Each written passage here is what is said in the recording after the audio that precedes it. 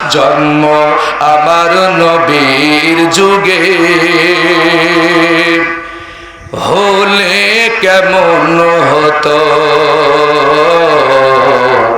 জন্ম আমার নবীর যুগে হলে কেমন হতো।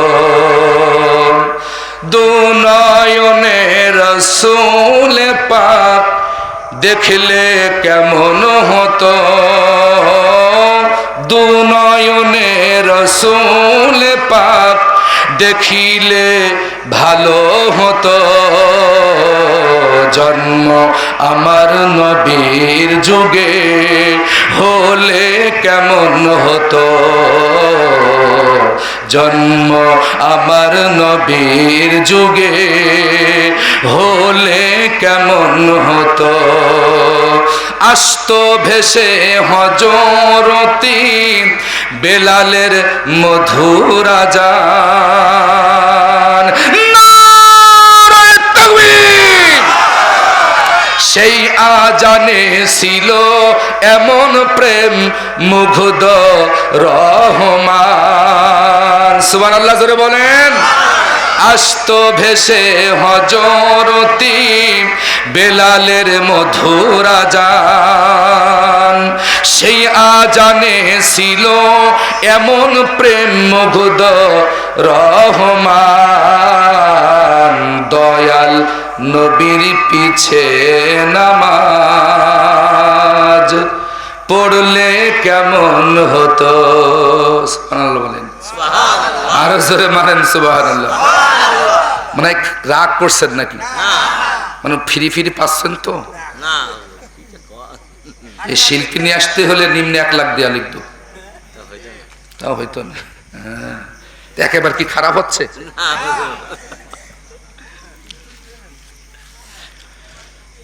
রসুলের যুগে যদি যে রসুলকে না দেখে আমরা কলিজা দিয়ে ভালোবাসি, ঠিক কিনা?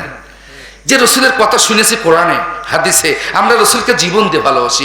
আমাদের সামনে যদি কেউ রসুলকে গালি দেয়, তাকে না মেরে ভাত খাওয়া আমাদের জন্য জায়েজ হয় না। আমরা সে রসুলকে কলিজা দিয়ে ভালোবাসি, মহব্বত করি। সেই যুগে যদি আপনার আমার জন্ম হতো, আবু বকরের মতন, উসমানের মতন, আলীর মতন আমরা কলিজা দিয়ে রসুলকে ভালোবাসতাম। রসুলের পিছনে যদি সালাত আদায় করতে পারতাম, বলুন তো কেমন লাগতো? তাই কবি বলছেন, আসতো ভেসে হযরতে বেলালের মধুর আযান, সেই আজানে ছিল এমন প্রেম মুগ্ধ রহমান। দয়াল নবীর পিছে নামাজ পড়লে কেমন হতো, দয়াল নবীর পিছে নামাজ পড়লে ভালো হতো। দুনয়নে রাসূল পাক দেখিলে কেমন হতো, দুনয়নে রাসূল পাক দেখিলে ভালো হতো।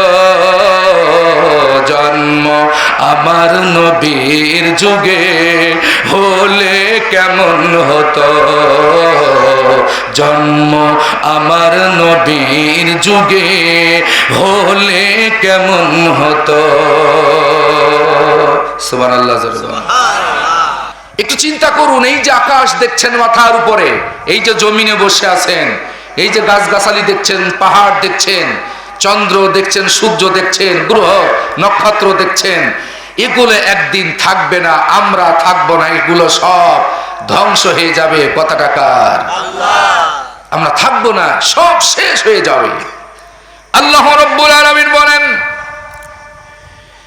ইয়াউমা ইউনফাখু ফিস-সূরি ফাতাতুনা আফওয়াজা ওয়া ফুতিহাতিস সামাউ ফাকানাত আবওয়াবা ওয়াসুয়িরাতিল জিবালু ফাকানাত সারাবা। চিল্লায়ে বলেন আল্লাহু আকবার। আল্লাহ রাব্বুল আলামিন বলেন, এমন একটা দিন আসবে, এমন একটা সময় আসবে, আমি এমন একজন ফেরেশতাকে সিংহা দিয়ে ফু দেওয়ার জন্য আমি তাকে অর্ডার করে ইতিমধ্যে বসিয়ে রেখেছি, যার নাম হচ্ছে ইসরাফিল। দুইটা কাজের অনুমতি দেওয়ার জন্য, হুকুম করার জন্য আল্লাহ তাকে সৃষ্টি করেছেন। শুধু দুইটা ফু তিনি দিবেন জীবনে। এক ফুতে তামাম দুনিয়া লন্ড ভন্ড হয়ে যাবে, সমুদ্র মহাসমুদ্র গুলো একাকার হয়ে যাবে, আকাশ খসে খসে পড়বে, গ্রহ নক্ষত্র গুলো সব খসে খসে জমিনে পড়বে, পাহাড় গুলো জমিনের সাথে ধরে আছাড় মেরে ভেঙে লন্ড ভন্ড করে দেওয়া হবে। প্রিয় মাধবপুরবাসী শোনো, খেয়াল করে আল্লাহ তাআলা বলতেছেন, ইয়াউমা ইনফাকু ফিস-সূরি ফাতাতুনা আফওয়াজা। সেদিন সিংহায় ফু দেওয়া হবে, এমন বিকট আওয়াজ আসবে, এমন আওয়াজ আসবে, মানব দানব জীব জন্তু পৃথিবীতে প্রাণ যারা আছে সব মারা যাবে। কেউ আর পৃথিবীতে থাকবেন না, জ্যান্ত থাকবেন না, সবাই মৃত্যু হয়ে যাবে। এমন একটা দিন সিংহায় ফু দেওয়া হবে, এক ফুৎকারে দুনিয়া ধ্বংস হয়ে যাবে। আওয়াজ দিয়ে বলেন সুবহানাল্লাহ, নারায়ে তাকবীর। খুব খেয়াল করে শোনেন, কি করছি আমরা পৃথিবীতে এসে? দুনিয়ার মায়ায় পড়ে, দুনিয়ার মহাব্বতে পড়ে আমরা আখিরাতকে বেমালুম ভুলে যাচ্ছি, পরকালকে আমরা ভুলে যাচ্ছি। দুনিয়ার ক্ষমতা, দুনিয়ার সম্পদ, দুনিয়ায় প্রেম প্রীতি ভালোবাসা নিয়ে আমরা ব্যস্ত হয়ে গেছি। যিনি আমাদেরকে এত চমৎকার করে বানালেন, আমরা সে আল্লাহকে একেবারেই ভুলে যাচ্ছি। প্রিয় বন্ধুগণ আমার, আল্লাহ রাব্বুল আলামিন উন্নতের ভিতরে বলেন, আল কারিআতু মাল কারিআতু ওয়া মা আদরাকা মাল কারিআ। সেদিন এমন একটা আওয়াজ আসবে, এক আওয়াজে এই দুনিয়াটা ধ্বংস হয়ে যাবে। আল্লাহ পাক নবীজিকে বললেন, নবীজি আপনি জানেন আল কারিআতু মাল কারিআ, কি সেই কারিআ, কি সেই কারিআ? আপনি কি জানেন? আপনার কি জানা আছে? তাআলাম ইয়া মুহাম্মদ সাল্লাল্লাহু আলাইহি সাল্লাম। এমন বিকট আওয়াজ আসবে, এমন ঝাঁকুনি হবে এই দুনিয়াতে, এক ঝাঁকুনিতে তাম দুনিয়া একাকার হয়ে যাবে। এক ঝাঁকুনিতে আকাশগুলো খসে খসে পড়বে, আকাশে বহু দরজা বিশিষ্ট হয়ে যাবে।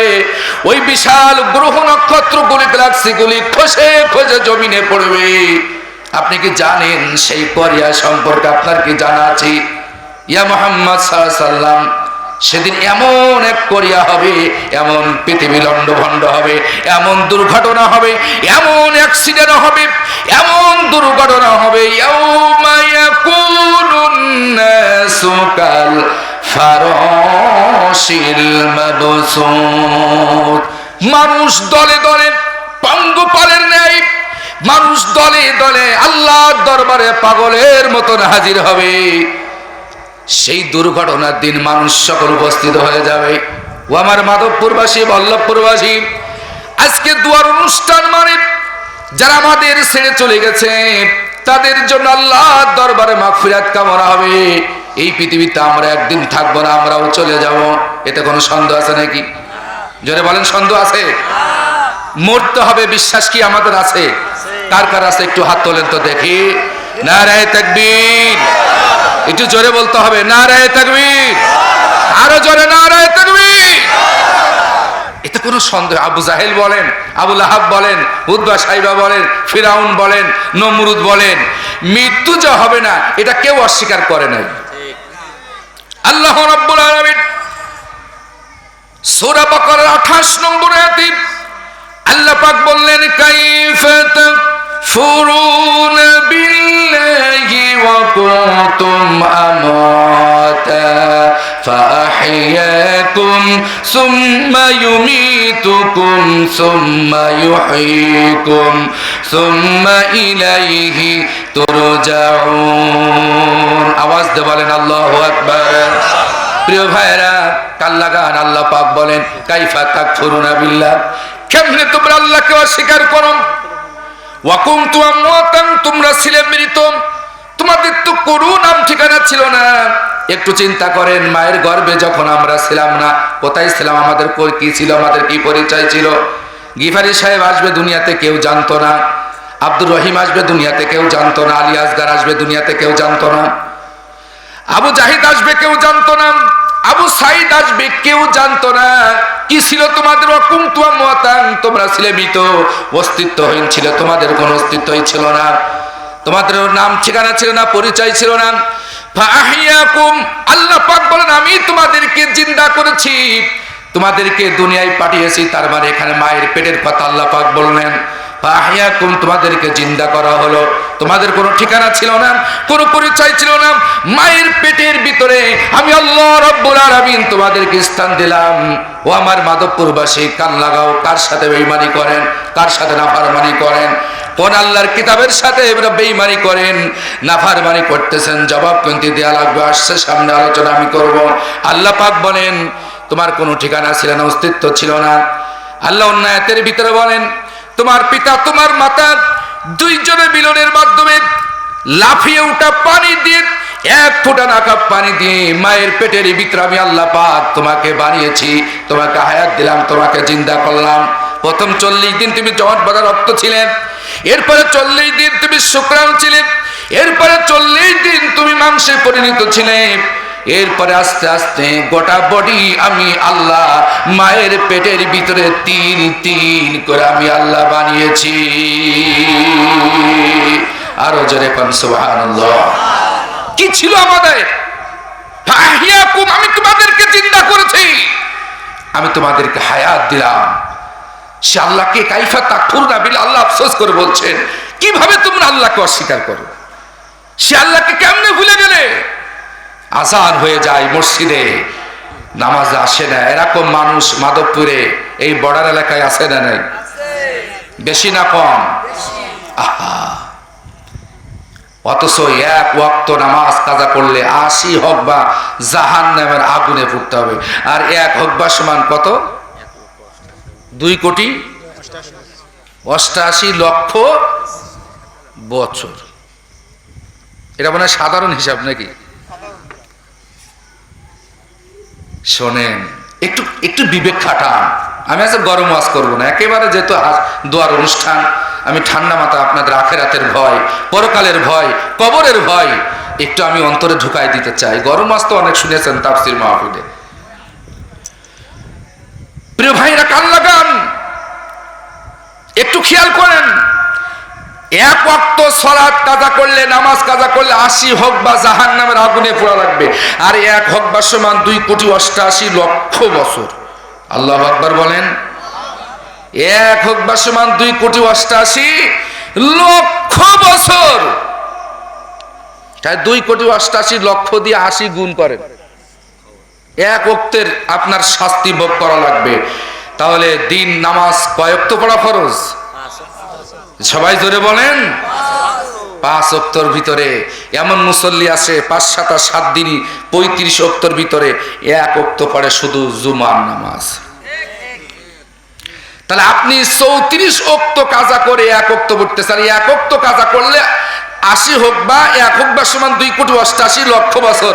তাহলে জীবনে জাহান্নাম থেকে বেরোনোর কোনো সুযোগ আছে? শুধু নামাজের শাস্তি, আর অন্যান্যগুলো তো বাদ দিলাম। প্রিয় মাধবপুরবাসী কান লাগান, বিছানায় শুয়ে আছেন, টিভির আড্ডায় আছেন, খেলার আড্ডায় আছেন, তাসের আড্ডায় আছেন, জুয়ার আড্ডায় আছেন। এইভাবে জীবন চলবে না, মরতেই হবে। আজ হোক কাল হোক এই রঙিন পৃথিবী ছেড়ে 3.5 হাত মাটির নিচে মাধবপুরের গরুস্থান আপনার জন্য বরাদ্দ হয়ে আছে। আপনি হুজুর হন, কোন দলীয় কর্মী হন, নেতা হন, যে হন না কেন, ওই 3.5 হাত মাটি কাউকে ক্ষমা করবে না। কথা বলেন ঠিক কিনা? আর শোন না, আখিরাতকে ভয় করুন, কবরকে ভয় করুন, পরকালকে ভয় করুন। এই দুনিয়ায় চিরস্থায়ী থাকার জন্য আল্লাহ পাক আপনাকে আমাকে সৃষ্টি করেন নাই। আমরা সবাই মরণশীল, সবাই চলে যাব। প্রিয় বন্ধুগণ আমার, 1 ওয়াক্ত নামাজ কাজা করলেন, 80 হোক বা জাহান্নামের আগুনে পোড়া লাগবে। আর 1 হোক বা সমান 2,88,00,000 বছর। ও আল্লাহর বান্দারা, চিন্তা কি করেছেন? এখানে যদি কাউকে বলা হয় যে 1 ওয়াক্ত নামাজ কাজা করবে, একটা আগুনের দলা তার হাতের উপরে দেওয়া হবে, 1 ঘন্টা তাকে রাখতে হবে। এটা যদি বাস্তবে মাধবপুরের ময়দানে প্রতি ওয়াক্ত নামাজের সময় একটা হাড়ির ভিতরে কিছু কাঠের আগুন নিয়ে দাঁড়িয়ে থাকা হবে, যারা নামাজ আসবে না তাদের হাতের উপরে 1 ঘন্টা করে আগুনের কাঠের 1 টুকরা রাখানো হবে, দেওয়া হবে। এরকম আইন যদি আমরা পাশ করে দিতাম, আমার মনে হয় মাধবপুরের কোনো মানুষ নামাজ ছেড়ে দিয়ে ঘরে থাকতে পারতো না। এটা তো সামান্য একটা ব্যাপার, কিন্তু জাহান্নামের আগুন কত কঠিন জানেন? জাহান্নামের আগুনের বর্ণনা কোরআন কারীমের ভিতরে দেওয়া হয়েছে, ওয়ালাহুম আযাবুন আলীম, পীড়াদায়ক শাস্তি, যন্ত্রণাদায়ক শাস্তি। যে আগুন কি হাজার হাজার বছর ধরে জ্বালানো হয়েছে, আলকাতরার মতো রং করা হয়েছে, এই দুনিয়ার আগুনের চাইতে 70 গুণ বেশি পুরানো ঝাঁজ হবে। জাহান্নামের কঠিন আযাব, আগুনের তেজ হবে। ও আমার গোলামের, আল্লাহর গোলামেরা শোনো, আমার প্রিয় যুবকেরা শোনো, আমার মাধবপুরবাসী শোনো, এমন কঠিন অবস্থা হবে, এই দুনিয়ার আগুনের চাইতে জাহান্নামের আগুন 70 গুণ বেশি তেজ হবে তার। আল্লাহ নবী বলেন, আল্লাহ নবীর কাছে সাহাবীরা প্রশ্ন করলেন, ও আল্লাহ নবী, দুনিয়ার আগুন দিলেই তো যথেষ্ট হতো, এত কঠিন আগুন কেন ব্যবস্থা করা হলো? আল্লাহর হাবিব সাল্লাল্লাহু আলাইহি ওয়াসাল্লাম বললেন, ও আমার সাহাবীরা শোনো, এই আগুন এত শক্তি হবে, এত কঠিন হবে, এই আগুন দিয়ে যারা রান্না বান্না করেন, দুনিয়ায় যারা উপকৃত হন, আপনার ভাত রান্না করেন, তরকারি রান্না করেন, যদি জাহান্নামের আগুন হতো, শুধু গ্যাস ঠোকা মেরে জ্বালানো শেষ হতো এতটুকুন সময়, এর ভিতরে হাড়িগুলো, পাতিলগুলো, লোহাগুলো গলে গলে মাটির সাথে মিশে যেত, রান্না করে খাওয়ার সুযোগ হতো না। সাহাবীরা চিৎকার মেরে বললেন, ও আল্লাহর নবী, এত কষ্ট হবে জাহান্নামের ভিতরে, এত কঠিন হবে। আল্লাহ রাব্বুল আলামিন সূরা বুরুজের ভিতরে বললেন, আমি আজকে আমার শীতলা বাজার মসজিদে যখন মাগরিবের সালাত আদায় করছিলাম, ইমামতি করছিলাম, আমি সূরা বুরুজটা তেলাওয়াত করেছিলাম, 2টা রাকাতে শেষ করেছিলাম। ওখানে বলা হয়েছে, আল্লাহ রাব্বুল আলামিন বলেন, ইন্নাল্লাযীনা ফাতানুল মুমিনিনা ওয়াল মুমিনাত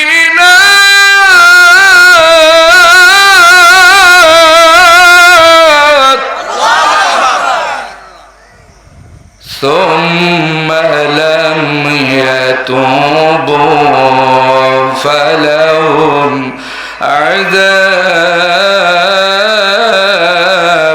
جهنم ولهم عذاب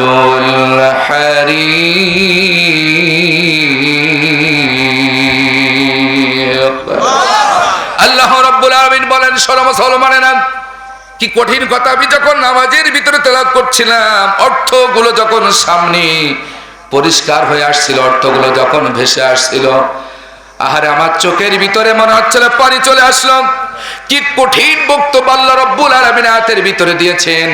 আল্লাহ পাক বলেন, ইন্নাল্লাযীনা ফাতানুল মুমিনিনা ওয়াল মুমিনাত, নিঃসন্দেহে যারা মুমিন নারী আর মুমিন পুরুষদের উপরে যারা জুলুম করে, অত্যাচার করেন, খামাখা মুমিন নারী আর মুমিন পুরুষদের উপরে খামাখা জুলুম করে, টর্চার করে, এরকম মানুষ আমাদের সমাজে আছে, এরকম নেতা আছে, এরকম এমপি মন্ত্রীরা আছে, এরকম সন্ত্রাসীরা আমার দেশে আছে না নাই? খামাখা মানুষের উপরে জুলুম করেন। আল্লাহ বলেন, নারী পুরুষ আর নারী মোমেনদের উপরে যারা জুলুম করে অন্যায় ভাবে, সুম্মা লাম ইয়াতুবু, অথবা এরা তওবা করে নাই, এদের কপালে তওবা জোটে নাই, এরা ফিরে আসে নাই, এরা খারাপ পথ থেকে ভালো পথে আসতে পারে নাই, আল্লাহ বলেন, ফালাহুম আযাবু জাহান্নাম, অথবা এদের নামের শাস্তি, ওয়ালাহুম আযাবুল হারিক। আমি এটা বোঝানোর জন্য আপনাদের আয়াতটা পড়লাম, ওয়ালাহুম আযাবুল হারিক, শুধু শাস্তি না, পীড়াদায়ক, যন্ত্রণাদায়ক শাস্তি। জোরে বলেন নাউযুবিল্লাহ। এমন শাস্তি হবে, কলিজা পর্যন্ত পুড়ে যাবে, কিন্তু মৃত্যু হবে না। কলিজা পর্যন্ত ঝলসে যাবে। আল্লাতী তাত্তালিউ আলাল আফইদা, আয়াতের ব্যাখ্যা যে অন্তঃকরণ পর্যন্ত ঝলসে যাবে কিন্তু মরবে না, মৃত্যু হবে না। চিল্লায়ে বলেন আল্লাহু আকবার। একটু কি ভয় হয় না আখিরাতের? জাহান্নামের ভয় কি কলিজায় আসে না? কেমনে ঘুমায় থাকেন? আজানের ধ্বনি যখন কানে যায় কেমনে থাকেন? অথচ মুসলমান দাবি করেন যে আমরা কি মুসলমান না? মরে দেখেন, ঠেলাটা বুঝবে। এখন হয়তো বুঝতে পারছেন, এখন শক্তি আছে, ক্ষমতা আছে, অর্থ আছে, বাহুবল আছে। এখন বুঝতে পারছেন না, মরার পর টের পাবেন হারে হারে কি ভুল করেছি। সেদিন আফসোস করে আর কোনো লাভ হবে না। আর কি ফিরে আসার কোনো সুযোগ থাকবে? থাকবে না। ভাইরা আমার, আমার একান্ত যুবকেরা, আমার সম্মানিত মায়েরা বোনেরা, খুব খেয়াল করেন। ওয়ালাহুম আযাবুল হারিক, পীড়াদায়ক শাস্তি, যন্ত্রণাদায়ক শাস্তি। আল্লাতী তাত্তালিউ আলাল আফিদা, যা মানুষের অন্তঃকরণ পর্যন্ত জ্বালিয়ে ছারখার করে দেবে, কিন্তু মৃত্যু হবে না। দুনিয়ার আগুন তো সামান্য ধরলেই মারা যেত। 1 মিনিট যদি জ্বলন্ত কাঠের আগুনের ভিতরে যদি পড়ে যেতাম, সাথে সাথে মাংসগুলো, গোশতগুলো, হাড্ডিগুলো গলে গলে মাটির সাথে মিশে যেত। কিন্তু জাহান্নামের আগুন দিনের আগুনের চাইতে 70 গুণ বেশি পুড়াচ্ছে, কিন্তু মৃত্যু হচ্ছে না। সেকেন্ডের ভিতরে আল্লাহ তাআলা নাতের ভিতরে বলেন, সেকেন্ডের ভিতরে তার নতুন চামড়া লাগিয়ে দেওয়া হবে, আবার পুড়িয়ে শেষ করে দেওয়া হবে, আবার সেকেন্ডের ভিতরে নতুন চামড়া গজানো হবে। এইভাবে কতকাল চলে যাবে, শাস্তি হবে জাহান্নামের ভিতরে। আল্লাহ রাব্বুল আলামিন সূরা আলার ভিতরে পরিষ্কার বলেন, সুম্মা লা ইয়ামুতু ফিহা ওয়ালা ইয়াহইয়া। আল্লাহ পাক বলেন, অথবা মরেও যাবে না, বেঁচেও থাকবে না। এমন কঠিন শাস্তি হবে জাহান্নামের ভিতরে। কাফেররা বলবে, ওয়ায়াকুলুল কাফিরু ইয়া লাইতানি কুনতু তুরাবা। এত কঠিন যন্ত্রণা হবে, কাফেররা আফসোস করে বলবে, ওয়াকুলুল কাফির, কাফেররা বলবে, এই দুনিয়াতে আল্লাহকে নাফরমানি করেছেন, কোরআনের সাথে গাদ্দারি করেছেন, আলেমদের সাথে গাদ্দারি করেছে, নামাজ পড়ে নাই, পবিত্রতা অর্জন করে নাই, দুনিয়ার কা মজা হে দুনিয়ার পাক পিছনে ঘুরেছে। এখন আর্জেন্টিনা ব্রাজিল, এখন ফিফা বিশ্বকাপ খেলা হচ্ছে, রাত 3টার সময় 4টের সময় খেলা হয়। যুবকেরা রাত জেগে জেগে বসে থাকে, কখন সময় হবে। অথচ মুয়াজ্জিন সাহেব যখন আল্লাহু আকবার বলে ধ্বনি দেয় ভোরবেলা, আসসালাতু খায়রুম মিনান নাওম। আল্লাহু আকবার।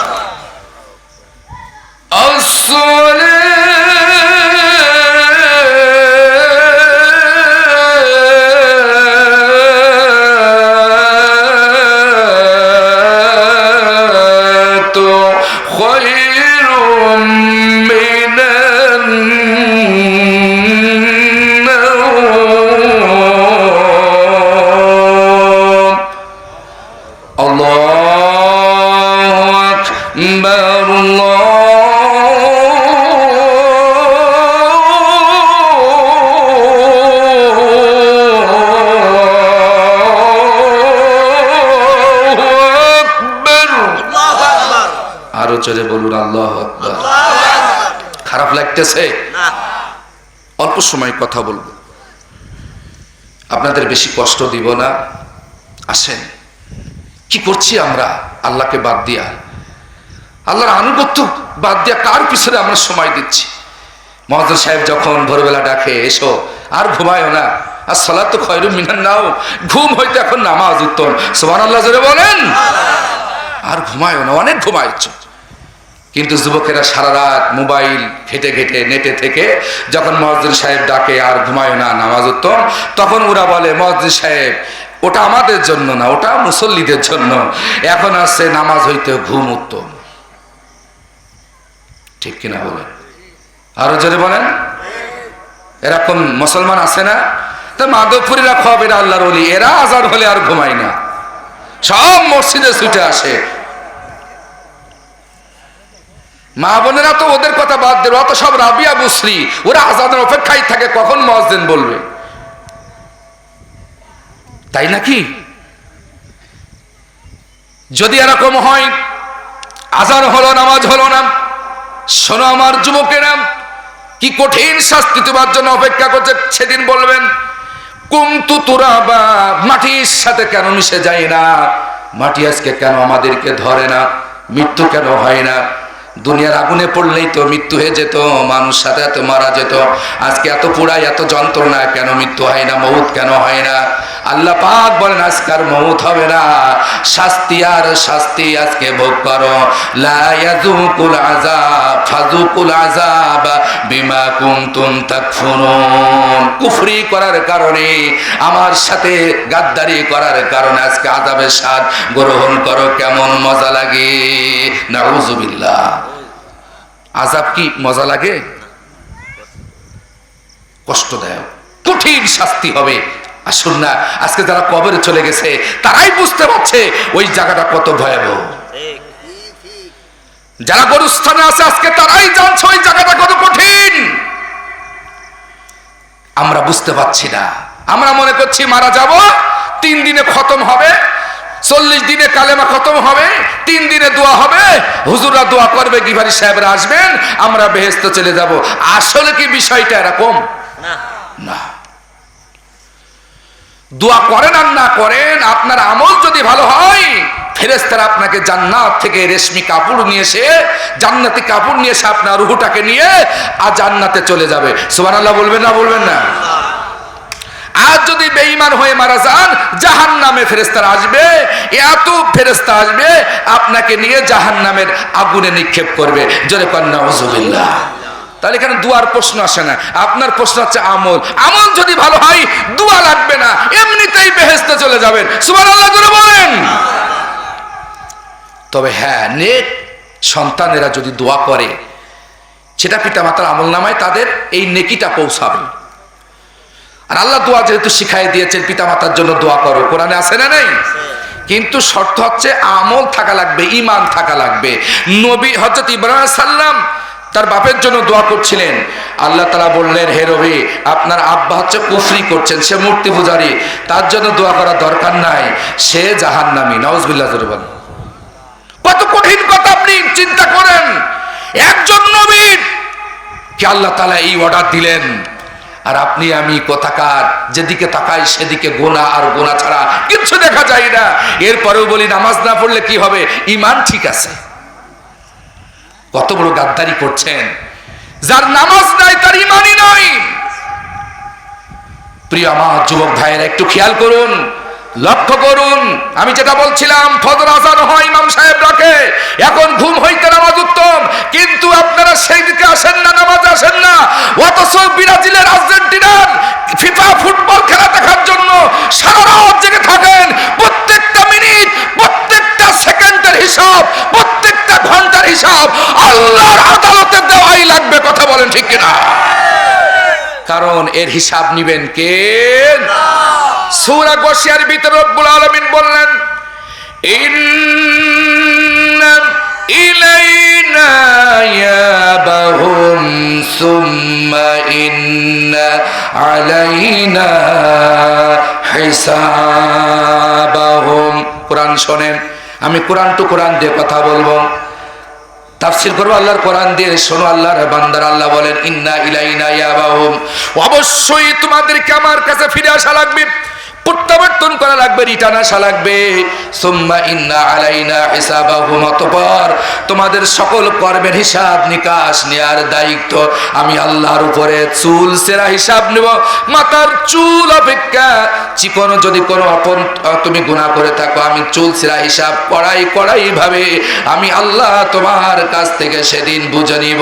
ওয়া কাফা বিল্লাহি হাসিবা, আর হিসাব নেয়ার জন্য আমি আল্লাহ যথেষ্ট। চিল্লায় বলেন সুবহানাল্লাহ। হিসাব নিবেন কে? আল্লাহ। ফুটবল খেলা দেখছেন, তালি দিচ্ছেন, সারা রাত জেগে আছেন, অথচ নামাজে আসেন নাই। আল্লাহ না করুক এই লোকটা যদি মারা যায়, এ জান্নাতি না জাহান্নামী? জাহান আমার কলিজার টুকরা যুবকেরা, আমার সোনামণি ভাইয়েরা, ফিরে আসুন, আল্লাহকে ভয় করুন, কবরকে ভয় করুন। সূরা আল ইমরানের 102 নম্বরে আয়াতে আল্লাহ রাব্বুল আলামিন বলেন, ইয়া আইয়ুহাল্লাযীনা আমানুত্তাকুল্লাহা হাক্কা তুকাতিহি ওয়া লা তামুতুন্না ইল্লা ওয়া আনতুম মুসলিমুন। আওয়াজ দিয়ে বলেন আল্লাহু আকবার। সবাই একটু জোরে বলুন আল্লাহু আকবার। কষ্ট হচ্ছে আপনাদের? এ জুবান দিয়েছেন কে? আল্লাহ। কালকে কি এই মাহফিল এখানে আর থাকবে? চাইলেও পাবেন না, হবে না। এই সুবর্ণ সুযোগ, এখানে যতক্ষণ থাকবেন সওয়াব হবে না গুনাহ হবে? আমি আয়াত পড়ছি, আপনারা এক একজন একটা নোট করেন কতগুলো আয়াত আমি আলোচনার ভিতরে পড়ছি। অনেকগুলো আয়াত ইতিমধ্যে তেলাওয়াত হয়ে গেছে, আর এক একটা অক্ষরের বিনিময়ে 10-10টি করে নেকি আপনার আমলনামায় জমা হয়ে গেছে। মারহাবা জোরে বলেন। আর আরো খুশি হয়েন যদি শুকর আদায় করতে পারেন, মন স্থির করে যদি কোরআনের ময়দানে বসেন, 10 গুণ থেকে 700 গুণ পর্যন্ত এক একটা অক্ষরের নেকি আল্লাহ বাড়াই দেবেন। আরো যেরকম সুবহানাল্লাহ। এটা হচ্ছে বরকতের মাহফিল, সারা দুনিয়ার রহমত হচ্ছে এ কোরআনের ভিতরে। সুবহানাল্লাহ জোরে বলেন। কিন্তু দুঃখ হচ্ছে আমরা কোরআনকে ভালোবাসতে পারলাম না। আমরা কোরআন দিয়ে আমাদের পরিবার, আমাদের সমাজ, আমার রাষ্ট্র, এগুলো আমরা কোরআন দিয়ে সাজাতে পারলাম না। অথচ মরার পর প্রশ্ন করা হবে, মান দিনুকা, তোমার জীবন ব্যবস্থা কি ছিল, তোমার রাষ্ট্রীয় ব্যবস্থা কি ছিল, কোরআন ছিল না অন্যটা ছিল? তাহলে কি জবাব দিবেন বলেন? বলেন। যদি আমরা কোরআনের পক্ষে না থাকি, কোরআনের আইনের পক্ষে যদি না থাকে, তাহলে জবাব দেওয়া যাবে না দিনুনা ইসলাম, এ কথা বলা যাবে।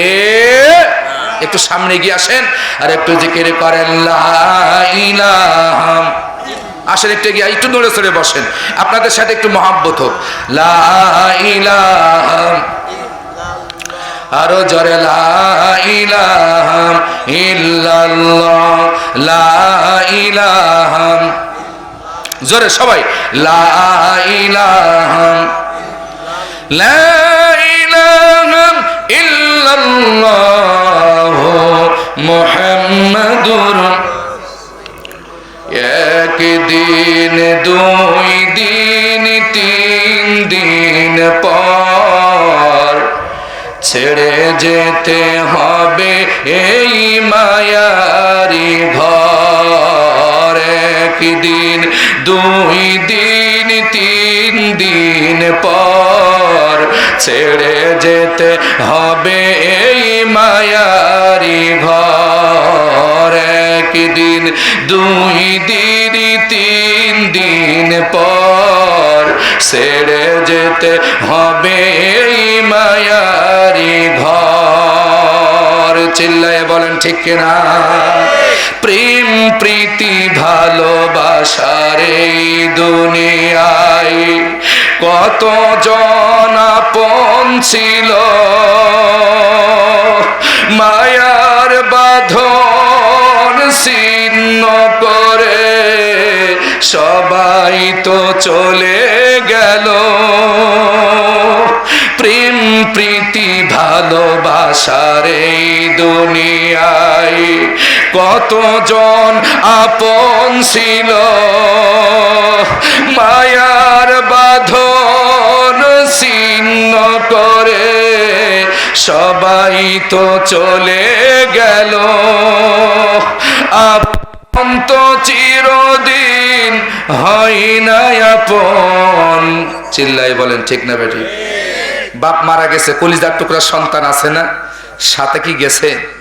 তাই কবি বলছেন, আপন তো চিরদিন হয় না আপন, একদিন হয়ে যাই পর। একদিন, 2 দিন, 3 দিন পর ছেড়ে যেতে হবে এই মায়ারি ঘর। একদিন, 2 দিন, 3 দিন পর ছেড়ে যেতে হবে এই মায়ারি ঘর। একদিন, 2 দিন, 3 দিন পর ছেড়ে যেতে হবে এই মায়ারি ঘর। চিল্লায়ে বলেন ঠিক কিনা? সবাই এই পৃথিবী ছেড়ে আমরা চলে যাব। যাকে আপন ভাবতেছেন সে তো আপন নয়, আমাদের আপন হবেন তিনি কে? সবাই একটু জোরে বলুন তো, তিনি কে? আল্লাহ তো আর শুধু জামাত ইসলাম দেন না নাকি? এ কথা বললে, জোরে বললে কি অসুবিধা আছে? একটু জোরে বলেন, আমাদের আপন হবেন তিনি কে? আরো জোরে বলতে হবে, তিনি কে? আল্লাহ। এখানে কোন সন্দেহ নেই। কবরে যিনি আমাদের রহম করবেন, দয়া করবেন, তিনি হচ্ছে আপনার আমার রব আল্লাহ সুবহানাহু ওয়া তাআলা। তিনি আমাদেরকে এত চমৎকার করে পৃথিবীতে বানিয়েছেন, আবার এই পৃথিবী ছেড়ে আমরা চলে যাব, কোনো সন্দেহ নেই। কি নিয়ে যাচ্ছেন আপনি কবরে? একটু চিন্তা করুন, বিবেক খাটান, বুদ্ধি খাটান, আকল দিয়ে চিন্তা করুন। মহান রব আপনাকে আমাকে কি কারণে, কি উদ্দেশ্য সৃষ্টি করলেন, আর আপনি আমি পৃথিবীতে এসে কোন পথে সময় ব্যয় করছি, আল্লাহর কাছে জবাব দিবেন কিভাবে? একটু চিন্তা করুন। এইভাবে দুনিয়া চলে না, এইভাবে সময় কাটালে আল্লাহর কাছে হিসাব দেওয়া যাবে না। প্রত্যেকটা মিনিটের হিসাব আল্লাহ কড়াই ভাবে বুঝে নেবেন। এখন যদি ফুটবল খেলা দেখে, ক্রিকেট খেলা দেখে, জুয়া খেলে যদি সময় নষ্ট করেন, তাহলে হিসাব তো ওভাবেই দেওয়া লাগবে। প্রিয় বন্ধুগণ আমার, যে কথা বলছিলাম, আল্লাহ সূরা আল ইমরানের 102 নম্বর আয়াতে ঈমানদারদেরকে রেড সিগন্যাল দিলেন, শুনুন আল্লাহর বান্দারা, যারা কষ্ট করে রাতের আরামের ঘুমকে হারাম করে দিয়ে কোরআনের ময়দানে এসেছেন, আমি আপনাদেরকে কোরআন থেকে মাহরুম করব না। আমি সরাসরি কোরআন থেকে লাইভ প্রচার করব, সম্প্রচার করব, কোরআন থেকে বলবো। আল্লাহ পাক বলেন, ইয়া আইয়ুহাল্লাযীনা আমানুত্তাকুল্লাহ, ঈমান যারা এনেছো আমার বিশ্বাসীরা, আল্লাহকে ভয় করো। সুবহানাল্লাহ জোরে বলেন। ভয় করো কাকে? আল্লাহকে ভয় করো, আল্লাহকে ভয় করো। এরকম আয়াত অগণিত আয়াত আছে। যেহেতু সময় কম, আমি এত ব্যাখ্যায় যেতে পারবো না। শুধু আয়াতের ভিতরে আল্লাহ বলতেছে, যারা ঈমান এনেছো আল্লাহকে ভয় করো। আল্লাহর ভয় যার কলিজা আছে, সারা রাত ফিফা ফুটবল খেলা দেখে সময় কাটাতে পারে না, মুয়াজ্জিনের আযানের ধ্বনি শোনার জন্য সে রেডি হয়ে থাকবে। কথা বলেন ঠিক কিনা? আল্লাহকে যে ঈমানদার ভয় করে, সে নামাজ কাজা করে থাকতে পারে না। আল্লাহর ভয় যার কলিজা আছে, সে মিথ্যা কথা বলতে পারে না। আল্লাহর ভয় যার অন্তরে আছে, সে বেপরদাইন ভাবে রাস্তায় নামতে পারে না, স্বামীর বিপক্ষে যেতে পারে না, ইসলামের বিপক্ষে যেতে পারে না, কোরআনের বিপক্ষে যেতে পারে না, আল্লাহর আইনের বিরুদ্ধে সংগ্রাম করতে পারে না। আল্লাহর ভয় যার কলিজায় আছে, আলেমদের বিরোধিতা করতে পারে না। চিল্লায়ে বলুন ঠিক কিনা? আল্লাহ অগণিত আয়াতের ভিতরে প্রায় অর্ধ শতাধিক আয়াতের ভিতরে আল্লাহ বলছেন, ইত্তাকুল্লাহ, আল্লাহকে ভয় করো, আল্লাহকে ভয় করো, আল্লাহকে ভয় করো। কারণ আখিরাত, পরকাল, আল্লাহর ভয় যাদের অন্তরে আছে তারাই সফলতা পাবে। সুবহানাল্লাহ জোরে বলেন। প্রিয় বন্ধুগণ আমার, আয়াতের ভিতরে রব্বুল আলামিন বললেন কেমন ভয় করবে, সেটা আল্লাহ এখানে স্পষ্ট বলে দিলেন। হাক্কা তুকাতি, যেমনটা ভয় করা উচিত, মানুষের জীবনে যেমনটা ভয় করা প্রয়োজন। একটা মানুষ যদি হঠাৎ করে গভীর রাত্রে এই মসজিদের সামনে কেউ নাই, মুয়াজ্জিন সাহেব ভোরবেলা আযান দিতে আসছেন, রয়্যাল বেঙ্গল টাইগার যদি হঠাৎ করে সামনে পড়ে যায়, 2 হাত সামনে, বলেন ভয়টা কেমন লাগবে? ভয় করবে না? মুয়াজ্জিন হোক আর হুজুর হোক আর যাই হোক না কেন, কেমনটা ভয় হবে? আমি শুধু এতটুকু আপনাদের বুঝালাম। আল্লাহ তাআলা বলছেন, হাক্কা তুকাতিহি, ঈমান যারা এনেছো আল্লাহকে যেমনটা ভয় করা দরকার ঠিক তেমনটাই ভয় করো। আল্লাহকে ভুলে যেও না। কথা যখন বলবা হিসাব করে বলবা, আল্লাহকে ভয় করে বলবা। লেকচার যখন দিবা, বক্তৃতা যখন দিবা, আল্লাহকে ভয় করবা। যখন পরের ক্ষেতে কাজে যাবা, আল্লাহকে ভয় করবা, যেন ফাঁকি না দাও। যখন অফিস আদালতে বসবা, আল্লাহকে ভয় করবা। যেখানে যে অবস্থায় থাকো না কেন, আল্লাহকে ভয় করো, যেমনটা ভয় করা প্রয়োজন। আর আল্লাহ এখানে রেড সিগন্যাল করে দিলেন, আল্লাহ এখানে আপনাকে আমাকে ঈমানদারদেরকে সতর্ক করে দিলেন, ওয়ালা তামুতুন্না ইল্লা ওয়া আনতুম মুসলিমুন। সাবধান ঈমানদারেরা, মুসলিম না হয়ে হয়ে কবরে শোনা, মৃত্যুবরণ করো না। জোরে বলেন ঠিক কিনা? এখানে আল্লাহ কঠিন কথা বললেন, কঠিন ভাবে বললেন, আলা ওয়ালা, সাবধান, ইমান এনেছো না? ইমান এনেছো তো? মুসলমান না হে মরো না। তাহলে এখানে কবরের কথা উদ্দেশ্য বললেন, কবরকে স্মরণ করিয়ে দিলেন, কারণ ওই জায়গায় তো তোমাকে যেতে হবে। মৃত্যু মানেই কবর, মৃত্যু মানেই কবর। মরতে দেরি হবে, বাস কাটতে দেরি হবে না। খবর যখন পৌঁছে যাবে, মসজিদের মিনারে যখন আজান হবে, মসজিদের মিনারে যখন ধ্বনি হবে যে ওই মাধবপুর গ্রামের অমুক মিয়া ইন্তেকাল করিয়াছেন, ইন্না লিল্লাহি ওয়া ইন্না ইলাইহি রাজিউন। যারা প্রতিদিন তো বাস কাটেন তাদের বলা লাগবে না, ওনারা নিজেরাই দা কুড়াল খুন্তি নিয়ে কবর খোঁজা শুরু করে দিবেন, বাস কাটা শুরু করে দিবেন, আর আপনাকে রাখবে না পৃথিবীতে। ঘরের ভিতর যদি মৃত্যু হয়, ঘরের ভিতর থেকে সাথে সাথে আপনাকে বের করে মসজিদে খাটিয়া নিয়ে উঠোনে আপনার খোলা ময়দানে চিৎ করে ফেলে দেবে। এই তো ভালোবাসার দুনিয়া, এই তো দুনিয়া। আপনি কার পিছনে সময় দিচ্ছেন? কোন নেতার কথা শুনে আপনি ইসলামী আন্দোলনের বিরোধিতা করছেন? কার অর্ডার পেয়ে আপনি আলেমদের বিরুদ্ধে অবস্থান নিচ্ছেন? একজন ইমাম মসজিদে কোরআনের কথা বলে, আপনি কার ক্ষমতা বলে তাকে আপনি ঘাড়ে ধাক্কা দিয়ে বের করে দিচ্ছেন? জবাব দেয়া লাগবে কবরে, আখিরাতে আল্লাহর আদালতে তোমার মতন নেতাকে আল্লাহ সেতা বানায় ছাড়বে। সুতরাং আল্লাহকে ভয় করুন, আল্লাহকে ভয় করুন। কবরে যেতে হবে, যে দলই করেন না কেন, কবর কাউকে ছাড়বে না, কবর কাউকে ছাড়বে না, ওখানে যেতে হবে। আজকে মাধবপুর যারা মারা গেছে আমরা সকলে এসেছি, তাদের রুহের মাগফিরাতের জন্য আজকে আমরা এখানে এসেছি। আমরা দোয়া করি আল্লাহ এই গ্রামের মাটির নিচেই গৌরস্থানে, আনাসে কানাসে, বাসবাগানে যে যেখানে আছে, আল্লাহ তুমি সকলকে মাফ করে দাও। আল্লাহ সকল কবরগুলোকে রিয়াজুল জান্নাহ বানায় দাও। আমরা সকলে বলি আমিন। মৃত্যু স্বাদ গ্রহণ করতে হবে। আর আল্লাহ বলছেন খবরদার মুসলিম না হয়ে মরো না। তাহলে ইমান আনলে মুসলমান হওয়া যায় না, মুসলমান হতে হয়। ইমান মানে বিশ্বাস করা, আর মুসলিম শব্দের শাব্দিক অর্থ হচ্ছে আল্লাহর কাছে আত্মসমর্পণ করা।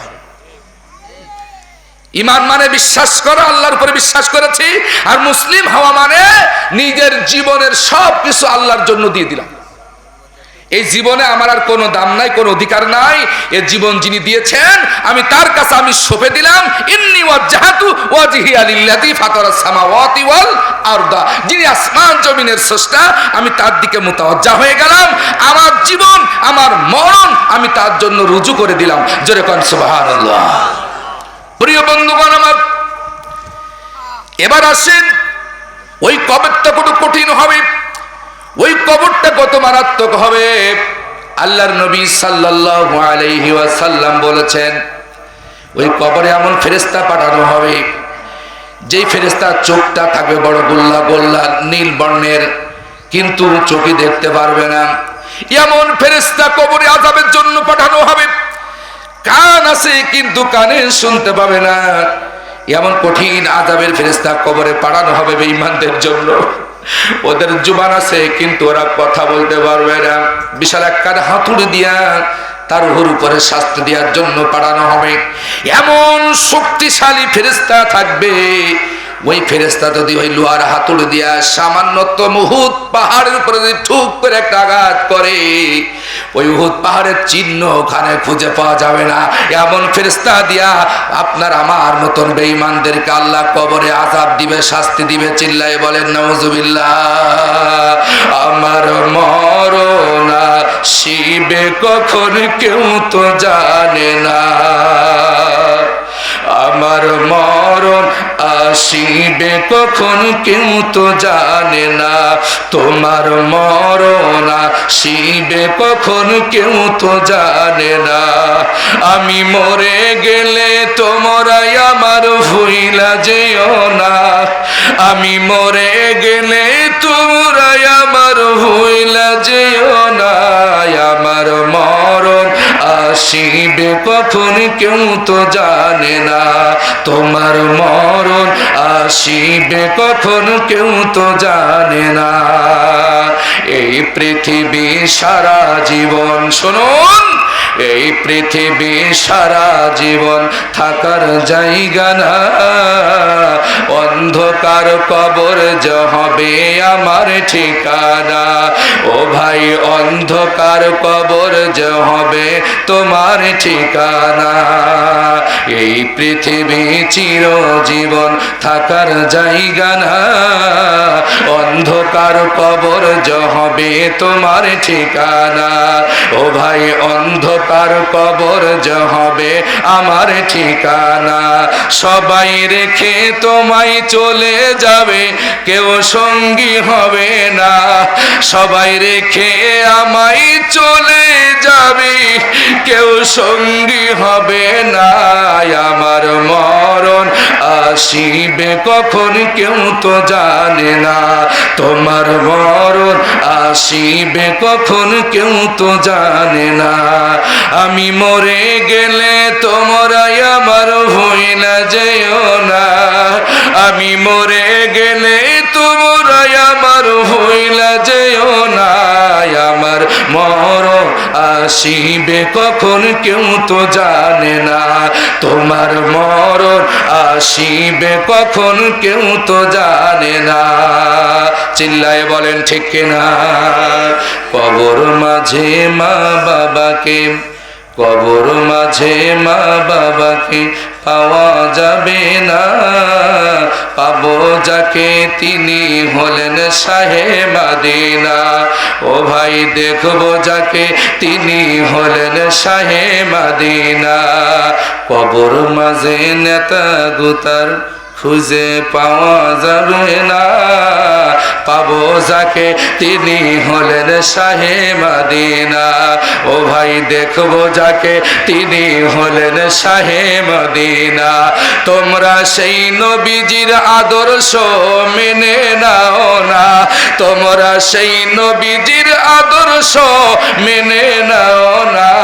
আমার মরণ আসিবে কখন কেউ তো জানে না, তোমার মরণ আসিবে কখন কেউ তো জানে না। আমি মরে গেলে তোমরা আমার হইলা যেও না, আমি মরে গেলে তোমরা আমার হইলা যেও না। আমার মরণ আসিবে কখন কেউ তো জানে না, তোমার মরণ আসিবে কখন কেউ তো জানে না। আমার মরণ আসিবে কখন কেউ তো জানে না, তোমার মরণ আসিবে কখন কেউ তো জানে না। আরো জোরে কোন আল্লাহু আকবার। এই দেশ ভাই কণ্ঠ টেনে নিচ্ছে, একটু সাউন্ড বাড়াতে হবে। কি কষ্ট হচ্ছে আপনাদের? দোয়া করে দেবেন আর একটু চলবে। শুনতে রাজি আছেন? কে কে রাজি আছেন একটু হাত তুলতে হবে। সত্যি সত্যি শুনবেন? এখনো অনেকে হাত তোলেন নাই, দুই একজন হাত তুলেন। আমি হাত নামাতে বলিনি এখনো, দেখি আপনাদের ধৈর্য কেমন আছে। একেবারে হাত খাড়া করেন, একটু স্লোগান জোরে দিতে হবে। কারণ আল্লাহু আকবার ধ্বনি জানাজায় আছে, আজানে আছে, একামতে আছে, ঈদের নামাজে আছে, এরপরে সব জায়গায় আল্লাহু আকবার ধ্বনি দিলে আমাদের কোনো অসুবিধা নাই। কিন্তু ময়দানে দিলে কি অসুবিধা আছে? সব জায়গায় আমরা ধ্বনি দিব কার? যেহেতু আল্লাহ তো আমাদের সকল দলের, আওয়ামী লীগদের, বিএনপিদের, জামাত ইসলামদের সকলের রব কে? নারায়ে তাকবীর। না, এত আসতে বললে আমি ওয়াজ করবো না, জোর আরো দিতে হবে। আশেপাশে যেন শয়তান ধোঁকা না দিতে পারে, ঠিক কিনা বলেন? হ্যাঁ, হাত উঁচু করেন, হাত উঁচু করেন। এ হাত দিয়েছেন কে? এ হাত দিয়ে কাজ করবে কার জন্য? 50টা করে সিল মারবেন নাকি? একটা মারলি তোর নেতা খুশি হবে না। এক নেতার জন্য 50টা করে মারবেন, যাতে পাস তো করানো লাগবে নাকি? কিয়ামতের দিনে হাত সাক্ষী দেবে। এই জন্য হাত দিয়ে আমরা ভালো কাজ করব কার জন্য? জুবান দিয়ে প্রশংসা করব কার? যার যত শক্তি আছে সব শক্তি নিয়োগ করে ও আমার টেস্ট করা হয়ে গেছে। প্রিয় ভাইরা আমার একটু লক্ষ্য করেন, বেশি সময় না, হ্যাঁ হবে ইনশাল্লাহ, হবে ইনশাল্লাহ। প্রিয় ভাইরা আমার, এই যে আজকে দোয়ার অনুষ্ঠান, যেই ঘরে আপনি আজকে শুয়ে আছেন ওই ঘরে একদিন আপনার মা ছিল, ঠিক কিনা বলেন? ওই ঘরে একদিন আপনার বাপ ছিল, কই তারা? নাই তো। আপনার বাপের আগে আপনার দাদা ছিল, কই তারা? নাই তো। তা আপনি কি মনে করছেন যে এই বাহাদুরি আপনি চিরদিন দেখাবেন? আপনার দাদার দাদার নামও তো আপনি জীবনে একবারও নেন নাই, তা আপনি তো দাদার দাদা হবেন। আপনার তিন পুরুষ যখন চলে যাবে আপনার নাম আর বাড়িতে নেওয়ার মতন কোনো লোক থাকবে না। তাহলে এবার আপনি চিন্তা করেন, আপনি কার জন্য এত কিছু করছেন? আল্লাহকে বাদ দিয়া, যিনি আমাদের কবরে আপন হবেন, যিনি আমাদের আখিরাতে আপন হবেন, সে আল্লাহকে বাদ দিয়ে আপনি কার পিছনে সময় দিচ্ছেন? আসেন আজকে আপনাদেরকে আমি পায়ে ধরে বলে যাচ্ছি ভাইরা, আওয়ামী লীগ আমাদের শত্রু না, বিএনপি আমাদের শত্রু না, জামাত ইসলাম আমাদের শত্রু না, চরমন আট্টসি আমাদের শত্রু না। আমরা সবাই আল্লাহর গোলাম। আসুন আমরা আল্লাহর কোরআনের পক্ষে সবাই চলে আসি। কারণ কবর যখন সত্য, সকলেই যেতে হবে, ওখানে আমরা সবাই চলে যাব। এটা যখন চিরন্তন সত্য, হিসাব আছে, জান্নাত আছে, জাহান্নাম আছে, এটাও চিরন্তন সত্য, কোনো সন্দেহ নাই। প্রিয় বন্ধুগণ আমার, এবার আসেন, তওবা করলেই যে কবুল হবে তা কিছু না। আবার তওবা করলেই কবুল হবে এরকম গ্যারান্টি দেওয়া হয়েছে। আল্লাহ পাক তাদের ব্যাপারে বললেন কোন শ্রেণীর মানুষগুলো তওবা কবুল করা হবে। কোরআন কি বলে শোনেন। আল্লাহ পাক বলেন, ইন্নামাত তাওবাতু আলাল্লাহি লিল্লাযিনা ইয়া'মালুনাস সুআ বিজাহালা সুম্মা ইয়াতুবুনা মিন করিবিন ফাউলাইকা ইয়াতুবুল্লাহু আলাইহিম ওয়া কানাল্লাহু আলিমান হাকীমা।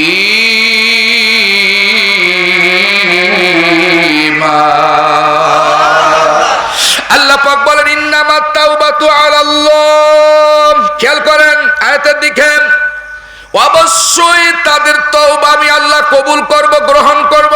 তারা কারা?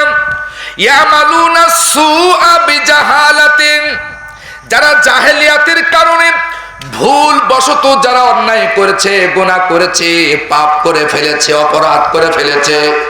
এক নম্বর শর্ত শোনেন, আল্লাহ বলছেন অবশ্যই আমি তাদের তওবা কবুল করব, তাদের দোয়া কবুল করব, তাদের মুনাজাত কবুল করব, তাদের গুনাহ আমি আল্লাহ মাফ করব। যারা ভুল বশত, না জেনে না বুঝে, ওরা অজ্ঞত বশত ওরা অন্যায় করেছে, পাপাচার করেছে, কিন্তু এটা কিছুদিন পর সে বুঝতে পারলো, বা কিছু সময় পরে সে বুঝতে পারলো আমি ভুল করেছি, আমি পাপ করেছি, আমি অন্যায় করেছি। আমালুনা সুআ বিজালাতিন সুম্মা ইয়াতুবুনা মিন করিব। আল্লাহ পাক বলেন অথবা যখন সে ভুলটা বুঝতে পারলো, আমি সুদ খেয়ে অন্যায় করেছি, আমি আর সুদ খাবো না, আমি নামাজ ছেড়ে দিয়ে ভুল করেছি, আমি শিরকি করেছি, আমি গুনাহ করেছি, আমি আর এই কাজগুলো করব না, যখন সে বুঝতে পারলো, বুঝার সাথে সাথে সে দেরি না করে অনত বিলম্বে সুম্মা ইয়াতুবুনা মিন করিব, অথবা সে তওবা করে ফেলল, সাথে সাথে বলল আল্লাহ ভুল করেছি, মাফ করে দাও, আল্লাহ অপরাধ করে ফেলেছি, আল্লাহ ক্ষমা করে দাও। আল্লাহ পাক বলেন ফাউলাইকা ইয়াতুবুল্লাহু আলাইহিম, এরাই তো তারা, এদের তওবা কবুল করা আমি আল্লাহর দায়িত্ব হয়ে যাই। আরো জোরে বলেন সুবহানাল্লাহ। জন্ম আমার নবীর যুগে হলে কেমন হতো, জন্ম আমার নবীর যুগে হলে কেমন হতো, দুনয়নে রাসূল পাক দেখলে কেমন হতো, দুনয়নে রাসূল পাক দেখিলে ভালো হতো, জন্ম আমার নবীর যুগে হলে কেমন হতো, জন্ম আমার নবীর যুগে হলে কেমন হতো। আসতো ভেসে হযরতি বেলালের মধুর আযান। নারে তাকবীর! সেই আজানে ছিল এমন প্রেম মুগ্ধ রহমান। সুবহানাল্লাহ জোরে বলেন। আসতো ভেসে হযরতি বেলালের মধুর আযান। সেই আজানে ছিল এমন প্রেম মুগ্ধ রহমান। দয়াল নবীর পিছে নামাজ পড়লে কেমন হতো। সুবহানাল্লাহ বলেন। আরো জোরে মানেন সুবহানাল্লাহ। মানে রাগ করছেন নাকি? মানে ফিরি ফিরি পাচ্ছেন তো? এই শিল্পী নিয়ে আসতে হলে নিম্নে 1 লাখ দেয়া লিখতো, তাও হইতো না। একেবারে কি খারাপ হচ্ছে?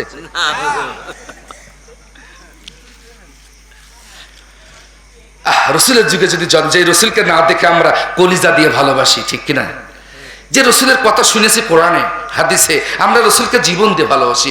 আমাদের সামনে যদি কেউ রসুলকে গালি দেয়, তাকে না মেরে ভাত খাওয়া আমাদের জন্য জায়েজ হয় না। আমরা সে রসুলকে কলিজা দিয়ে ভালোবাসি, মহব্বত করি। সেই যুগে যদি আপনার আমার জন্ম হতো, আবু বকরের মতন, উসমানের মতন, আলীর মতন আমরা কলিজা দিয়ে রসুলকে ভালোবাসতাম। রসুলের পিছনে যদি সালাত আদায় করতে পারতাম, বলুন তো কেমন লাগতো? তাই কবি বলছেন, আসতো ভেসে হযরতে বেলালের মধুর আযান। সেই আজানে ছিল এমন প্রেম মুগ্ধ রহমান। দয়াল নবীর পিছে নামাজ পড়লে কেমন হতো। দয়াল নবীর পিছে নামাজ পড়লে ভালো হতো। দুনয়নে রসূল পাক দেখিলে কেমন হতো। দুনয়নে রসূল পাক দেখিলে ভালো হতো।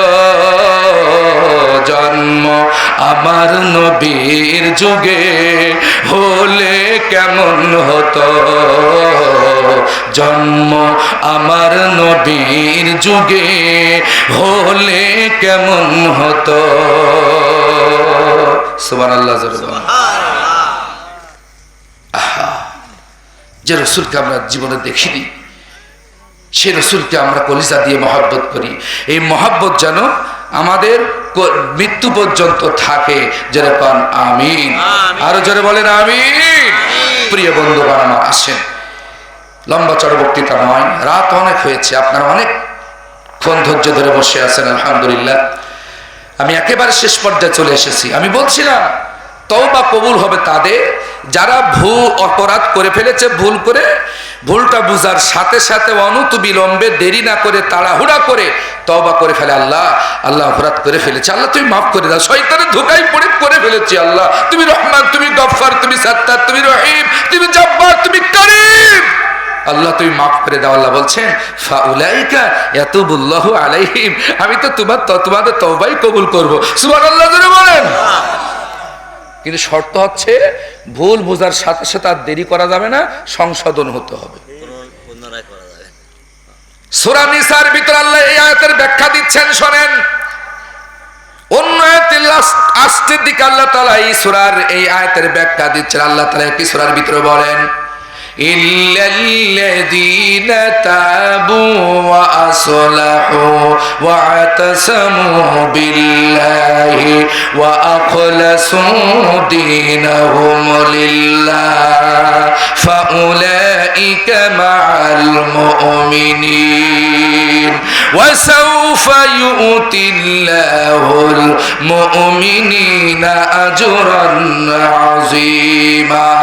আল্লাহ পাক বলেন ইল্লাল্লাযীনা তাবু আসলাহু, তবে তাদের বিষয়টা আলাদা করে দেখা হবে যারা তওবা করে ফেলেছে, তওবা মানে ফিরে আসা। তওবা মানে কি? যেই জগতে আপনি ছিলেন, যেই দলে আপনি ছিলেন, যেই দলে আল্লাহর গোলামি নাই, আল্লাহর নাম নাই, পবিত্র নাই, নামাজ নাই, ওই দল থেকে আপনি ফিরে আসছেন আল্লাহর রাস্তায়, আপনি জীবনের মতন ফিরে আসলেন, নাম হচ্ছে তওবা। আল্লাহ বলেন ইল্লাল্লাযীনা তাবু, তবে তাদের বিষয়টা আলাদা, তওবা করেছে, ওয়া আসলাহু, এবং সংশোধন করে নিয়েছে। কি করেছে? তওবা মানে সংশোধন করে নেওয়া। এর ব্যাখ্যা অনেক আয়াত আছে, এখন মাথার কম্পিউটার স্ক্যানে সব সাজায়ে চলে আসছে, বলার সময় নাই। আমার আবু সাইদ সিগন্যাল দিয়ে দিয়েছে, অল্প সময়ের ভিতরে আমাকে শেষ করতে হবে। ও আল্লাহর গোলামেরা কান লাগাও, কত বড় ব্যাখ্যা এখানে দিলেন। তওবা করেছে, সংশোধন হয়ে গেছে, তার মানে তওবা করলে আর যেই পাপ করেছে ওই পাপ আর জীবনে করা যাবে না। এর নাম হচ্ছে তওবা। তওবা করেছে, সংশোধন হয়েছে। ওয়া আখলাসু দীনাহুম, দেখেন 2 নম্বর ব্যাখ্যা আল্লাহ দিচ্ছেন, খালেস ভাবে, এক নিয়তে, খাঁটি নিয়তে, একমুখী হয়ে দীনাহুম, আল্লাহর দ্বীনের ভিতরে ঢুকে গেছে, তার মানে কোরআনের দলে প্রবেশ করেছে। ব্যাখ্যা তো দিতে পারলাম না। তওবা করার সাথে সাথে সংশোধন হয়ে গেছে, ভালো হয়ে গেছে। এবং ওয়াখলাসু দীনাহুম, আল্লাহ কিন্তু তাও বলে দিয়েছেন যে ওই দলে আর থাকা যাবে না, এবার আল্লাহর দলে ঢোকা লাগবে। ওয়াখলাসু দীনাহুম লিল্লাহ, আল্লাহর জন্য যারা খালেস ভাবে আল্লাহর এই দ্বীনের ভিতরে ঢুকে গেছে, তাদেরকেই আমি আল্লাহ মাফ করে দিব। জোরে বলেন সুবহানাল্লাহ। এবার শোনেন, তাদেরকে জীবনেও ক্ষমা করা হবে না, কারণ আপনারা তো উল্টা পাল্টা তওবা করেন। সকালে তওবা করেন, দুপুরে আর মনে থাকে না, আছে না নাই? দুপুরে তওবা করে, বিকেলে আর সেই গুনার কথা মনে থাকে না, আবার গুনাই লেগে যায়, খারাপ কাজে লেগে যায়। বিকেলে তওবা করে, সন্ধ্যায় আর মনে থাকে না, সন্ধ্যায় তওবা করে, এশার সালাত আর আদায় করে না, এশার সালাত পড়লে আর ফজরে খুঁজে পাওয়া যায় না। এরকম তওবাকারী আছে না নাই? আল্লাহ বললে এদের ক্ষমা করা হবে না। আয়াত বলছে, শোনেন, وليست التوبة للذين يعملون السيئات, তাদের তওবা কখনোই কবুল করা হবে না। ইয়ামালুনা সাইয়্যাত, তারা কারা? যারা সারা জীবন মন্দ কাজ করে, সারা জীবন খারাপের সাথে জড়িত। এরকম লোক মাধবপুরে আছে না নাই? ওরা আবার আলেমদের বিরোধিতা করে, ওরা আবার আলেমদেরকে গালিগালাজ করে। এরকম মুসলমান ভাই আমাদের দেশে আছে না নাই? আল্লাহ তাআলা বলতেছেন তাদের তওবা কবুল করা হবে না। সপ্তাহে একদিন এসে সামনের কাতারে নেতা বসে যায়, আছে না নাই? সভাপতি, সেক্রেটারি, ক্যাশিয়ার, মাতুব্বার সপ্তাহে এক ওয়াক্ত নামাজ পড়ে। শুকুর আলী নেতা, শুকুর আলী নেতা, আছে না নাই? জোরে বলেন, আছে না নাই? আল্লাহ বলছে এদের তওবা কবুল করা হবে না। যারা 5-7-35 ওয়াক্ত নামাজ সপ্তাহে, নাকি 34 ওয়াক্ত কাজা করে, 1 ওয়াক্ত পড়ে, 34, খেয়াল করেন, একেবারে শেষ করে দিচ্ছি। যেহেতু দোয়ার অনুষ্ঠান, তো তওবা করলেই কবুল হবে না, দোয়া করলেই কবুল হবে না। আগে যে কথাগুলো বললাম, অনতিবিলম্বে, দেরি না করে, ভুল করেছেন তওবা করে ফেলতে হবে। আর এখানে আপনি সারা জীবন খারাপ কাজ করবেন, আর শুধু ঈদের নামাজে, জানাজার নামাজে যেয়ে বলবেন আল্লাহ মাফ করো, জীবনেও মাফ করবেন। আপনার 5 ওয়াক্ত নামাজ পড়া ফরজ, আপনি 5 ওয়াক্ত না পড়ে শুধু শুকুর আলী মুসল্লি সেজে আপনি মাধবপীরে চলে আসেন, তার মানে সাপ্তাহিক মুসল্লি, শুক্রবারের মুসল্লি আমি বোঝাতে চাচ্ছি। 34 ওয়াক্ত নামাজ কাজা করে আপনি 1 ওয়াক্ত পড়ে আল্লাহর কাছে দোয়া করছেন, লাভ হবে? আপনার পাস হচ্ছে 33, আপনি 1 পেয়েছেন। কত? 33 পাস পেয়েছেন, 1। এক্সামিনারের মেজাজ খারাপ হবে না? হবে না? যে কোন রকমের পাস করে দেওয়ার সুযোগ নেই, কারণ 34-এর ভিতরে যদি 20ও পাই, তবে একটু মনে দয়া হবে যে না, আমার গোলাম চেষ্টা করেছে, আমার ছাত্ররা চেষ্টা করেছে পাস করার জন্য, সে লিখেছে। 33 ভিতরে যদি 30ও পাই, তারে পাস করে দিবে, 25 পাইলেও পাস করে দিবে, দয়া করে। আল্লাহ তো তেমনই দয়াবান, আমরা চেষ্টা করে যাব, আল্লাহ খারাপ কাজ জীবনে করবো না। আল্লাহ পাপাচার করবো না, মিথ্যা বলবো না, বেপরদায়ী ভাবে চলবো না, মায়ের সাথে বেয়াদবি করবো না, বাপের সাথে বেয়াদবি করবো না, আল্লাহ আলেমদের সাথে বেয়াদবি করবো না। আমি চেষ্টা করে গেলাম কিন্তু কিছু ঘাটতি হয়ে গেছে। আল্লাহ পাক বলে বান্দারে বুঝার সাথে সাথে তওবা করলে আমি তোরে মাফ করে দিলাম। কিন্তু যারা একেবারেই সারা জীবন খারাপ কাজ করেছে, মধ্যি মাঝে যখন মৃত্যু এসে যায়, হাত্তা ইযা হাদারা আহাদাহুমুল মাউত, মৃত্যু যখন সন্নিকট হয়ে যায়, তার মানে বুড়ো হয়ে যায়, আর শরীরে শক্তি নেই, মার খাইতেও পারবে না, দিতেও পারবে না, কাউকে তাবড়ও দিতে পারবে না, নিজেও তাবড় খাইতে পারবে না। শরীরের শক্তি যখন ছিল তখন কোরআনের বিরুদ্ধে ব্যয় করেছে, শরীরের শক্তি যখন ছিল তখন আলেমদের বিরুদ্ধে ব্যয় করেছে, জুবানের শক্তি যখন ছিল তখন কোরআনের বিরুদ্ধে কথা বলেছে। এরকম মুসলমান সোনার চান নেতা এই চৌগাছার জমিনে আছে না নাই? সূরা নিসার 18 নম্বর আয়াতটা বাড়ি যে পড়বেন, আমি সব ব্যাখ্যা দিতে পারলাম না। ও আল্লাহর গোলামেরা, আজকে মাগফিরাতের অনুষ্ঠান, এত কষ্ট করে আপনারা বসে আছেন, যদি কবুল না হয় তাহলে আমরা ব্যর্থ হয়ে যাব। যদি আল্লাহর কাছে দোয়া কবুল না হয় তাহলে আমাদের এই শ্রম আমাদের বৃথা হয়ে যাবে রে ভাই। এই জন্য আয়াতগুলো আমি আপনাদের সামনে তুলে ধরলাম, আগামীতে সংশোধন হয়ে যাবেন, কালকে থেকেই সংশোধন হয়ে যাবেন, আল্লাহ দিনের ভিতরে প্রবেশ করার চেষ্টা করবেন, 5 ওয়াক্ত নামাজ পড়বেন, পর্দায় থাকবেন, স্বামীর খেদমত করবেন, সদা সত্য কথা বলবেন, হাসি ঠাট্টা তামাশা করবেন না, ইয়ারপি হাজলমি মারবেন না। ও আল্লাহর গোলামেরা শোনো, আমার কলিজার টুকরা যুবকেরা, আমার যুবক ভাইরা, আল্লাহ রাব্বুল আলামিন বলেন হাত্তা ইযা হাদারা আহাদাহুমুল মাউত, যখন মৃত্যুর সময় এসে যায় তখন বলে আলী আসগার রে ডেকে নিয়ে আয়, আবু জাহিদ রে ডেকে নিয়ে আয়, আর এরপরে আপনার সরোয়ার রে ডেকে নিয়ে আয়। তওবা পড়া নাই মইল আছে না? আছে আছে। কিন্তু নেতাজি সারা জীবন এই ইমামের বিরুদ্ধে কথা বলেছে, আলী আসগার বিরুদ্ধে কথা বলেছে, আবু জাহিদের বিরুদ্ধে কথা বলেছে, আবু সাইদের বিরুদ্ধে আন্দোলন করেছে, এখন মরে যাচ্ছে বলে সাইদ রে ডেকে নিয়ে আয়, হাফেজ সাহেব রে ডেকে নিয়ে আয়, একটু তওবা পড়া আছে না? আল্লাহর বক্তব্য কি শোনেন, ওয়ালাল্লাযীনা ইয়ামুতুনা ওয়া হুম কুফফার,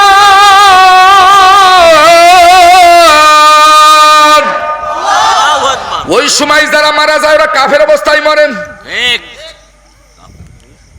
কত বড় কঠিন কথা, কত বড় কঠিন কথা। সারা জীবন মন্দ কাজ করেছি, শক্তি ছিল, সামর্থ্য ছিল, আল্লাহরে ডাকে নাই, এখন বুড়ো হয়ে যাচ্ছে, সিটে পড়ে আছে, বেড়ালাইছে, এখন বলছে হুজুরে ডেকে আছে তওবা কর, আব্বা মুইলু।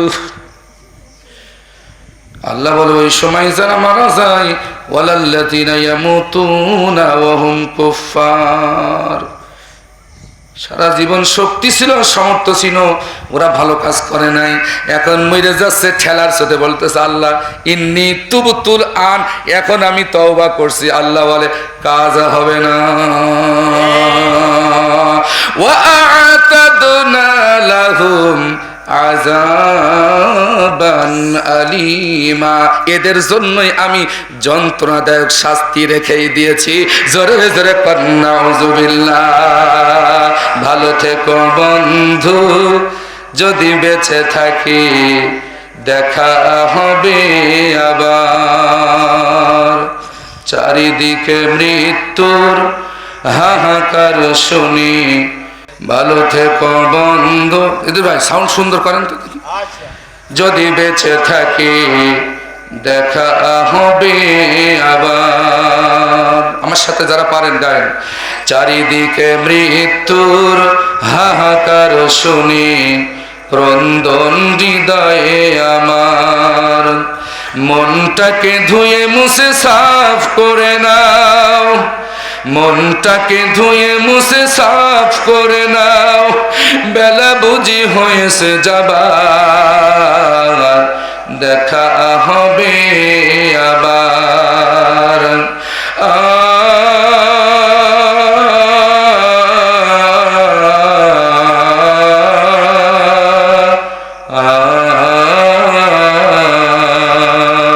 তোমাদের কথাগুলো মনে হলে চোখ বেয়ে অশ্রুরা নেমে আসে, দুঃখের সাগর হয়ে বহে নীরবে, স্মৃতির পাতা যেন আপনি ভাসে। জোরে জোরে কোন আল্লাহু আকবার। বাড়িতে যে যখন চোখ বুঝবেন, এই মঞ্চটাকে চোখের অন্তর দিয়ে যখন দেখবেন, অন্তর চক্ষু দিয়ে আমার স্মৃতি আপনাদের চোখের অন্তর চক্ষুরে ভেটে আসবে না আসবে না? আমি যখন বাড়ি যে চোখ বুঝবো, এই যে আপনাদের চেহারা, আমার আবু সাইদ আলী আসগা, আনোয়ার ভাইয়ের চেহারা, এই যে আপনারা সামনে বসে আছেন, আমি যদি চোখ বুঝি, আমার অন্তর চক্ষু দিয়ে আপনাদের চেহারা স্মৃতির পাতায় বাড়ি গেলেও ভাসবে কি ভাসবে না? তাই কবি বলছেন, তোমাদের কথাগুলো মনে হলে চোখ বেয়ে অশ্রুরা নেমে আসে, দুঃখের সাগর হয়ে বহে নীরবে, স্মৃতির পাতা যেন আপনি ভাসে। ক্ষমা করে দিও প্রিয় যদি না পারি, ক্ষমা করে দিও সবাই যদি না পারি, প্রেম ভালোবাসা দেবার দেখা হবে আবার। ভালো থাকেন সবাই যদি বেঁচে থাকি, দেখা হবে আবার। চারিদিকে মৃত্যুর হাহাকার শুনি, ক্রন্দন হৃদয়ে আমার। মনটাকে ধুয়ে মুছে সাফ করে নাও, মনটাকে ধুয়ে মুছে সাফ করে নাও, বেলা বুঝি হয়েছে যাবার, দেখা হবে আবার। সকলে হাত তোলেন। ভালো থেকো বন্ধু যদি বেঁচে থাকি, দেখা হবে আবার। চারিদিকে মৃত্যুর হাহাকার শুনি, ক্রন্দন হৃদয়ে আমার। মনটাকে ধুয়ে মুছে সাফ করে নাও, মনটাকে ধুয়ে মুছে সাফ করে নাও, সময় বুঝি হয়েছে যাবার, দেখা